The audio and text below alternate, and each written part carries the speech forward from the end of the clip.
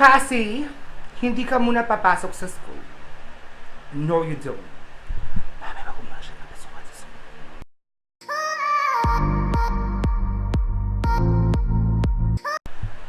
Kasi, hindi ka muna papasok sa school.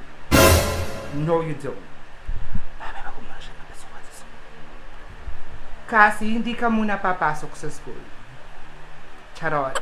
Hi mga ma'am, so eto, ready na ako papuntang Manila since may work ako tonight. And syempre, kailangan ko magbayad ng aking mga utang. Especially sa mga tita ko, shoutout sa inyo. Promise po, next payout, babayaran ko na po kayo. So, ganun ata guys, kapag talaga sanay ka namang utang, kailangan mong mag-promise and then on the date na pinramis mo, kailangan mo silang bayaran. And at syempre, bago dumating yung next payout mo, makakapag-utang ka ulit sa kanila. So, ganun lang, parang utangan mo, babayaran mo, utang ka ulit. Huwag ka magpapasira para makakapag-utang ka pa next time. Oh my God!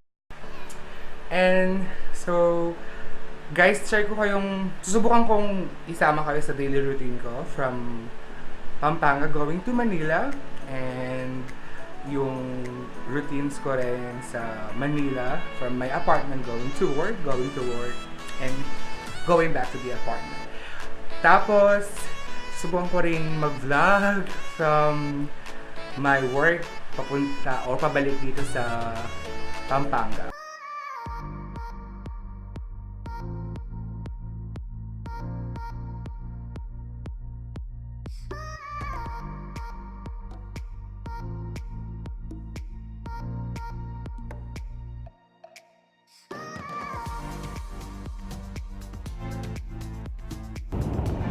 Hi guys, so kakarating ko lang sa BGC.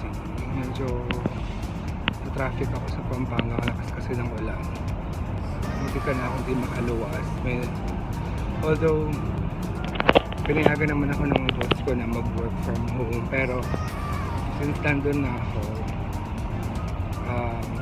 since nasa bus station na ako, hindi ko na medyo pagbubaho ngayon. So, pasok ko na.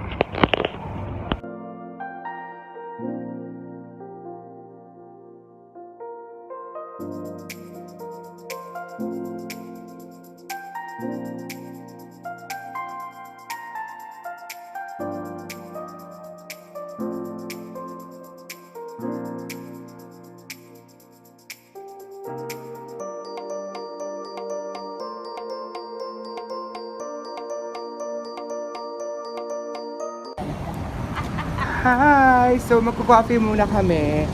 Ako with my boss. What? Charot. Say hi to my vlog! Gusto na ako nagtatrabaho. Welder ako dito. Welder. And please do not forget to subscribe and share the videos.